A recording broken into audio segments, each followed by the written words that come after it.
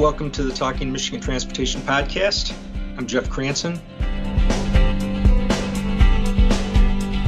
I've spoken before with officials at Cambridge Mobile Telematics, which is a firm based in Massachusetts that tracks things like the use of digital devices in vehicles, and they have some new data. So I've recorded a conversation with an official there to talk about that and update some of what they're finding since Michigan's hands-free law went into effect on June 30th. I hope you enjoy the conversation. Again, I'm talking today with Ryan McMahon, who is a Senior Vice President of Strategy for Cambridge Mobile Telematics. We've spoken before about the hands-free law and his firm's interest in limiting the use of cellular devices, or really, any device, anything that distracts you from the road.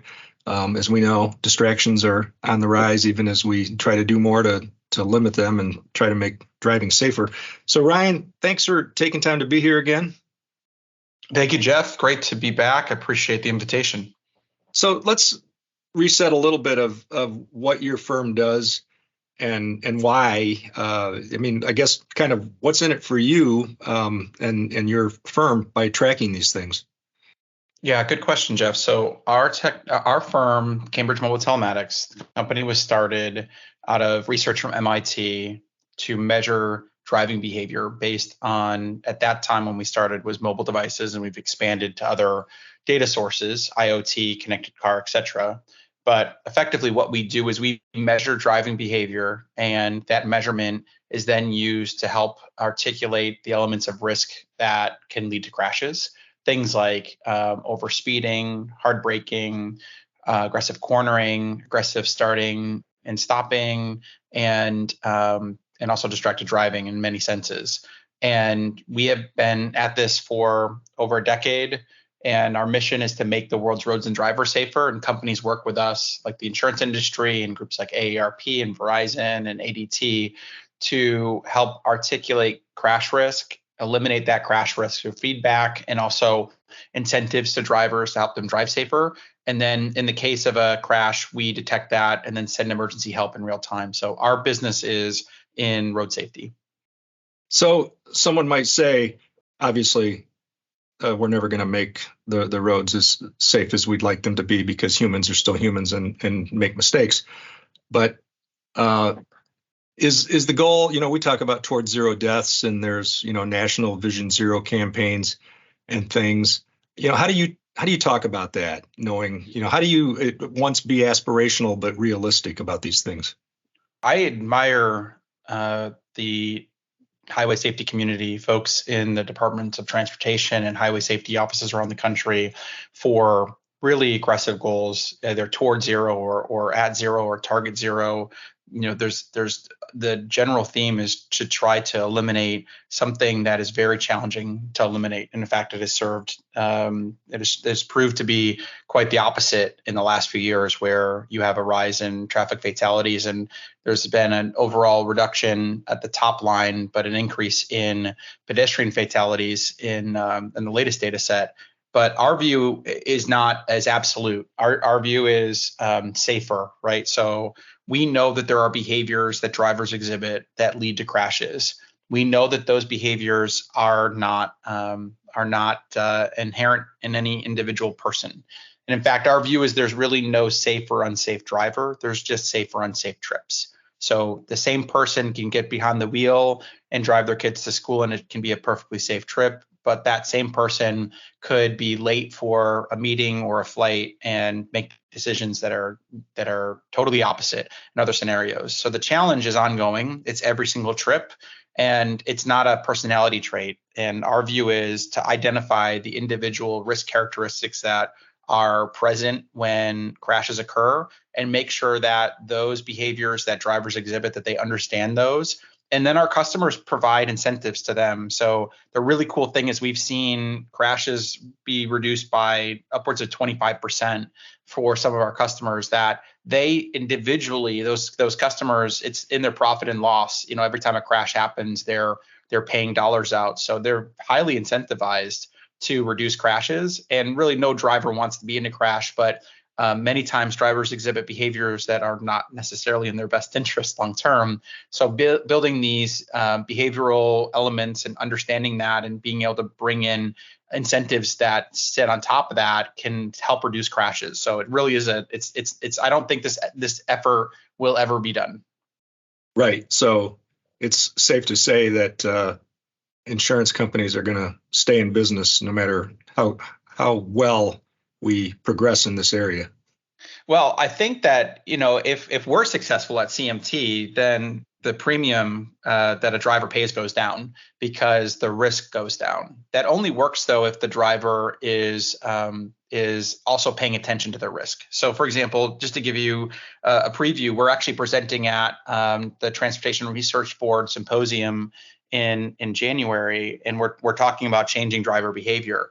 And in some of the programs that we have active, those programs are getting drivers to come back into an app to look at their trips and basically almost like putting a mirror up to their behavior. And then that's when drivers change. They don't necessarily just change because they enroll in one of these programs, but if they do actually pay attention to their trips and start to understand where they're exhibiting risk, then that actually reduces their premium. And actually the insurance company's fine with that because the insurance company, generally speaking, is really just kind of making a percentage of the overall premium. Their profit margins they've gone opposite. They are losing money significantly over the last few years when you look at what's happened in the rise of fatalities after kind of the brief period of time where nobody was driving in the start of COVID. But the insurance industry, generally speaking, is incentivized to reduce crashes, and they're happy to give that incentive along to drivers too. Well, that's a huge deal. TRB is kind of the Lollapalooza for transportation research geeks. So that's, you're talking about thousands of people. That session is being led by a number of our PhD data scientists that have been studying driver behavior at the scale that I just don't think really exists anywhere else. So, our pool of drivers right now, we're measuring about 200,000 drivers every hour. And that scale allows us to be able to get insights into behaviors that otherwise really don't necessarily come up when you look at the data from FARS or otherwise, because the challenge is when a crash occurs, we're putting law enforcement in a position to investigate a crash with resources that are looking at the physics that you can observe from the outside in. You can look at the impact point. You can look at the skid marks. You can look at a number of different factors that are visibly present. But when you look at the behaviors that were exhibited in the moments prior to the crash, unless you have a camera or something else, there's really no way to know. And what we've been able to start to do is, as we're measuring these behaviors at large scale, we can see what was present prior to the crash. And some new data in this case is we've started to look at what happens immediately prior to a crash. And we know, and I talked about this last time, 34% of crashes, the driver's holding a phone in their hand a minute prior to the crash occurring. But one of the things that I didn't talk about before was when those crashes occur where the driver holding their phone in their hand, distracted driving crashes, those crashes happen at a speed that's 40% higher. The physics, the moment of impact is 40% higher than crashes without distracted driving.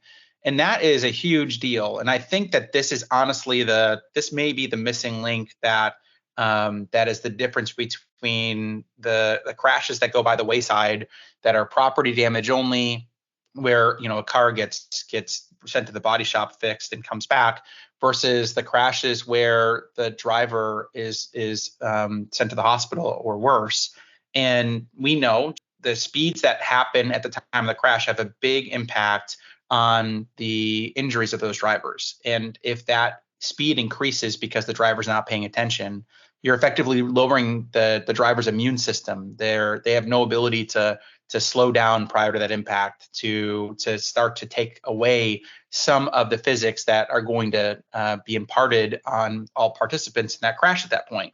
So what happens as a result of that is a crash that happens at 35 miles an hour has about a 15% chance of severe injury or death. This is like a head-on collision.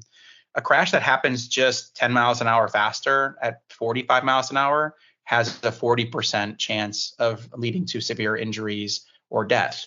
So what's happening on the roads the last few years, and again, we're measuring this at really large scale, is there are more drivers that are not in a position to be able to avoid the crash from occurring and take evasive maneuvers to reduce the speed at the time of the crash. And I think that's honestly why we're seeing the numbers of fatalities and serious injuries that we are, because going back to 2020, distracted driving is up about 26% over that period of time. So it's around us all the time. It's not really measured well kind of in the official statistics. It's kind of been adopted as a behavior that a lot of people think is okay. And it's led to, frankly, more unsafe roads and much harder to do your job if you're in that community. So I get why there's other behaviors, changed in the worst possible way. Why would you think distracted driving would have gone up with the onset of the pandemic? It's a good question. We measure the physics that are involved, but we don't measure what is occurring on the phone. So, for example, if somebody's holding their phone and scrolling Instagram or sending an email or looking for a new song on Spotify, we don't know the difference between that behavior and the behavior of somebody looking for an address on Waze or Google Maps. But I think one thing that has occurred, and we saw it almost immediately, what happened in March 2020 is we saw that the amount of distraction that drivers were exhibiting skyrocketed almost the same weeks that the schools and sports started to shut down. And I think part of this is that people started to live more of their lives digitally. More activities were remote. More business interactions happened on the go. People weren't tied to an office. So the general commuting behavior changed, and the time that people spend in the car blended in with work time and other activities at the same point. So I think that we lost a lot of the structure that happened before that point, and it's not really surfaced back. While speeds did come back down in some places, there's still been increases in overall speed activity and speeding. So there are some vestiges that have occurred from 2020 that we have not shaken from a road safety standpoint. Yeah, that's absolutely true, and I think that's a good theory. I think just reckless behavior across the board increased for whatever reason. The mindset that was created by something that none of us had ever experienced before with the lockdowns and lots of things. So I have to ask you this before we get into the new data. Do you find yourself being a pest like me and so many of my colleagues in the transportation media relations world and correcting family and friends when they say accident and not crash? All the time. And I actually had this conversation with some folks that are in a position to probably, know a little bit more about the intricacies of this. And I had to explain this, that an accident is something where it's avoidable, right? That there was a behavior that happened unintentionally and caused something to occur. But in the case of a crash, an automobile crash, those behaviors, we have the rules of the road, right? We're all governed by the rules of the road, and they are designed with care to allow multiple people to use the road at the same time. So if somebody violates the rules of the road, it's very easy to come in contact with another vehicle. That's a crash. That's somebody's at fault for that. And there are certainly occasions that occur when a car is damaged or somebody is injured in a vehicle that was an unforeseen circumstance.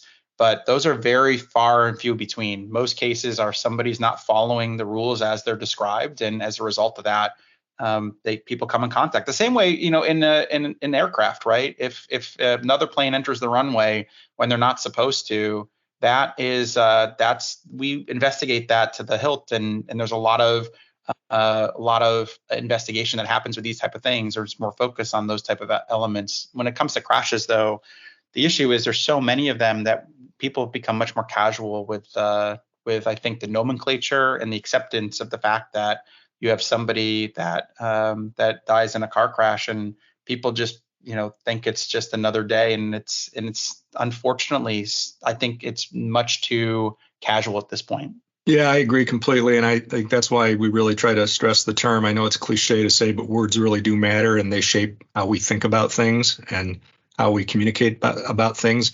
And yeah, I mean, you probably know the history. I've researched this some, and there was a good reason why, turn of the century, 19th, 20th century, industrialists, used the word accident because, and it transferred over as automobiles were developed and began to be in use because it sounds then like it's nobody's fault, right? It's an accident. So it's funny. I have not thought about that, but it probably makes a lot of sense. And I do believe that words do matter. That if we're intentional about the way that we're explaining and describing the issues at hand, I think that we can do a better job of managing them. And responsibility really is an important component of this conversation. Stay with us. We'll have more on the other side of this important message. The Michigan Department of Transportation reminds you to slow down, follow all signs, and pay attention when driving through work zones, because all employees deserve a safe place to work. Work zone safety. We're all in this together. So the last time we talked, Michigan had recently enacted, at least it had made it through the legislature, and the governor had signed the hands-free law in Michigan. It actually took effect on June 30th. You had seen some promising results from Ohio enacting their own hands-free law, and numbers were going in the right direction. It sounds like you're telling me this week, mid-November 2023, that the trend is going the wrong way. Well, let me ask you a question to start this off, Jeff. Are you a Michigan State or a Michigan fan? Well, I have a son who's a junior at Michigan now, and my daughter graduated a couple years ago from Michigan State. So, how's that for an answer? Okay, so that's a non-answer. All right, that's fine. well, let me frame it this way, okay? So we're ahead of the Michigan-Ohio State game that's coming up. I believe it's on the 25th. So right now, I think the teams are ranked 2 and 3. And the best way to start to look at the data as you see it now, Michigan, the state of Michigan, came out and put a lot of results on the board immediately. And Michigan actually reduced the amount of distracted driving minutes per drive hour more than 10%. Significant results. And Michigan had already had more distracted driving than the state of Ohio, so there was more ground to be made up in the state. But the state had done that rapidly. The difference between the laws in Ohio and Michigan are interesting and notable. Ohio had a grace period that actually just expired. So now drivers in the state of Ohio, if you're holding your phone while driving, you can receive a fine and a ticket. And in Michigan, there was no grace period. It started and kind of right off the bat, the tickets were issued. And it provides an interesting example of the two. The challenge that happened that's occurring in Michigan right now, and this is something I think that is important, and is the data has really never been available to this degree before. We pass laws and we wait for some period of time to see if it makes an impact, and especially in infrastructure in the worlds of departments of transportation, a lot of these projects take years. When it comes to laws, it takes a long time to see this in the data, but we can see it in real time. What I can tell you is in the case of Michigan, it's actually unfortunate that about 36% of the gains have been erased in the state since the initial law was put into place. And this does happen. We have seen it happen in other states, not in all, but it does happen where there's an initial media push that drivers become aware of the law, they pay attention to it, and for a period of time, the behavior ameliorates. For a period of time, the behavior, people, put their phones away. The real challenge with distracted driving is, though, that our phones aren't just one thing, right? It's a communication device, it's a music device, it's work, it's banking, it's school. And the life pressures that may pull somebody back to use their phone while they drive overcome the initial conversations of the law. And in the case of Michigan, a lot of that conversation was in June of this year. So since that point, we've seen an erosion in the improvements. What I'll tell you though is right now, Michigan and Ohio are neck and neck. So going back to the football reference, they're tied at the amount of reduction in distracted driving in both states. The case of Ohio, Ohio's been more steady. I'll give you a better answer. I will always root for Michigan or Michigan State when they're playing Ohio State.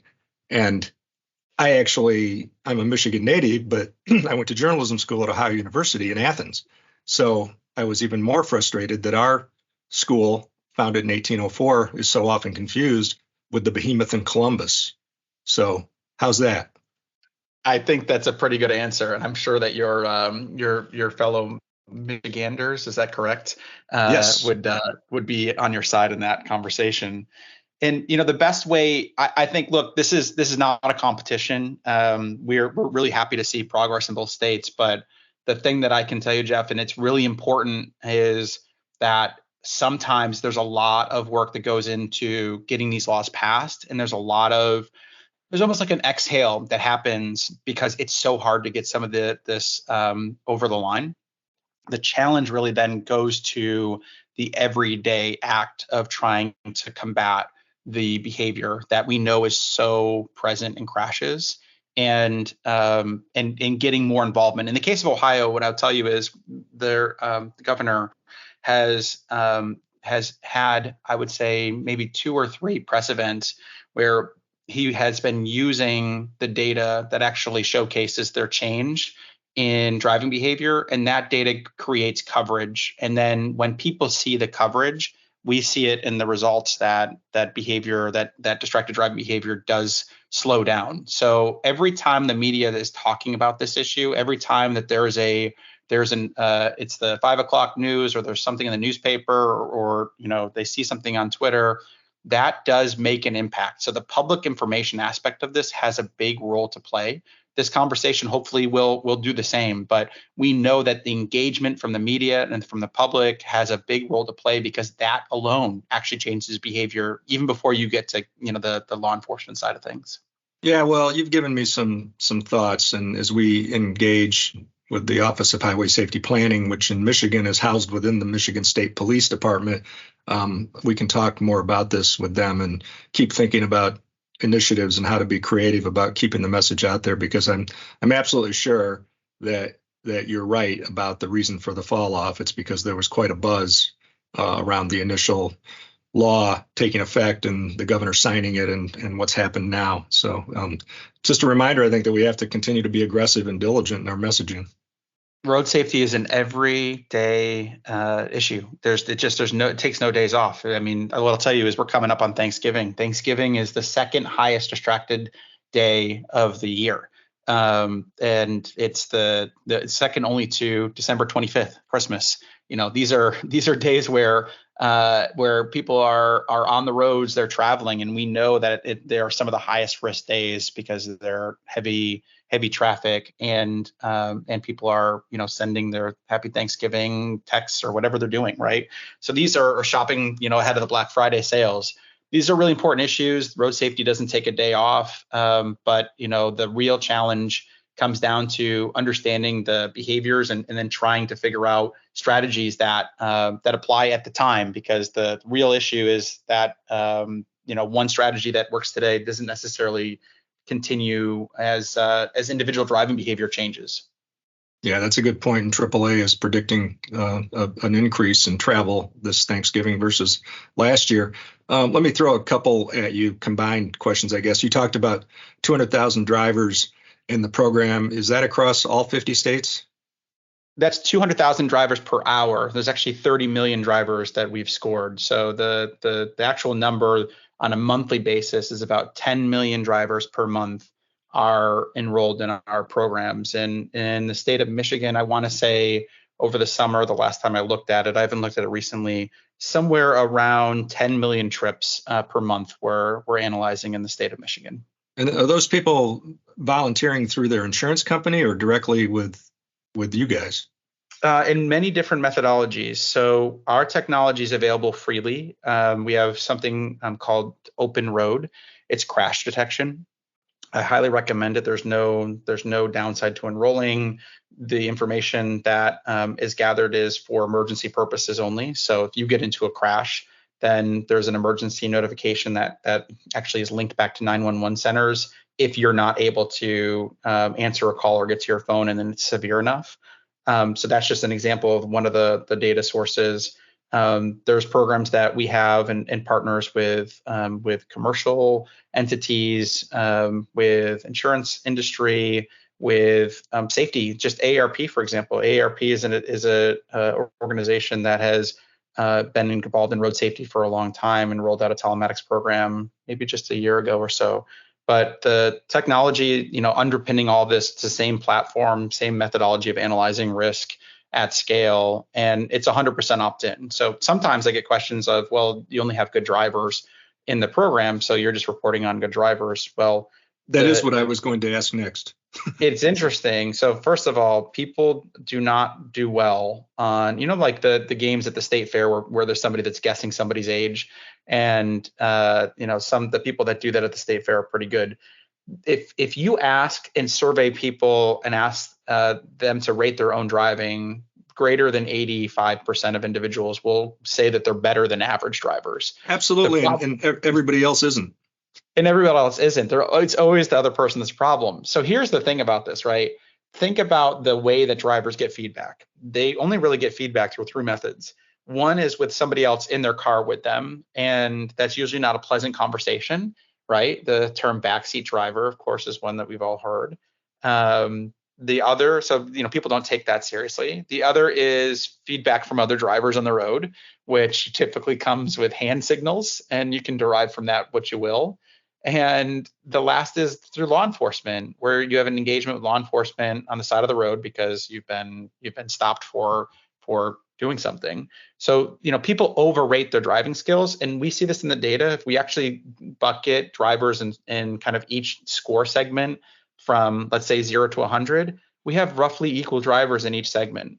And the thing is that these drivers change. So if you look at somebody today, the likelihood that you can assess their safety a year from now is about 40%, because driver behavior changes over time, life changes. So this is why this notion of a safe or unsafe driver is really, it's too broad. Really, it's down to the trip level. So there are people that are conscientious and safe on some types of trips. What I'll tell you is, and this is new, we haven't released this yet, but if you look at drivers that take their personal car and they use it for commercial purposes, let's say they're delivering for one of the apps that exist out there, that individual driver's risk increases about double when they're on duty versus off, just because the trips are different.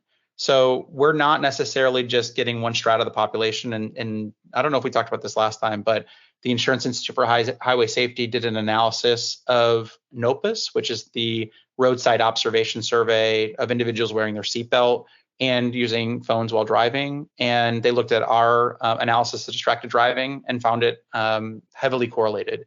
So I'm not surprised. So unfortunately, we as a society, as a driving public, overrate our own safety when it comes to driving. And we need an independent tool to help us understand that. Whether or not we listen to that independent tool, that's a story for TRB. Well, it kind of reminds me of how many times I see families out riding bikes and the adults aren't wearing helmets, but the kids are. And it's like the adults think that I don't know, that their heads are harder or they can't fall or what, So physics does not care in that case, and it's exactly that.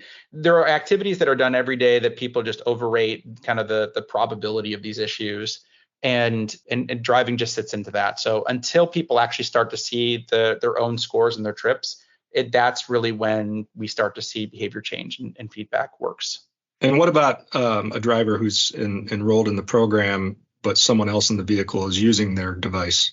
That is the brilliance of machine learning and AI going back over 10 years. So the company was founded out of research from MIT, and really one of our core technology innovations is the ability to use machine learning and derive if a trip is in a driver or passenger seat, and then looking at actually a number of other things. We can derive if the trip is on a bus, if the trip is on a train, if the trip is a bicycle.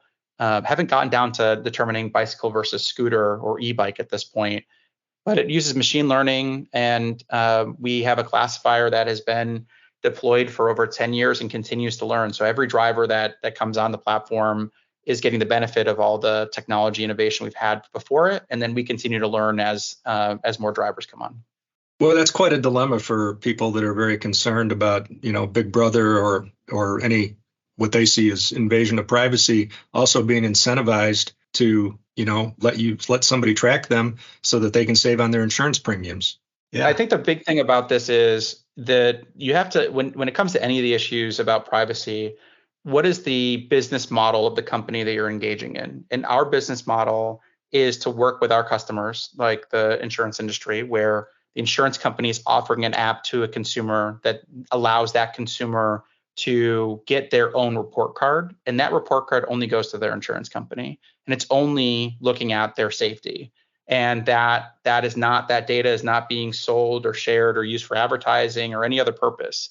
And I think that when you look at the kind of the broader scheme of things and the conversation about privacy and Big Brother, that typically comes in a fact where the business relationship between you and whatever technology you're working with is kind of murky. You don't really know like how the money kind of works. In our case, it's very straightforward. Our customers, the insurance companies or the commercial entities, rideshare companies, whoever they are, they pay us for our technology and our assessment of risk, and we stop at that point. We're only doing assessment of risk, and that is not shared or sold or used for any purpose.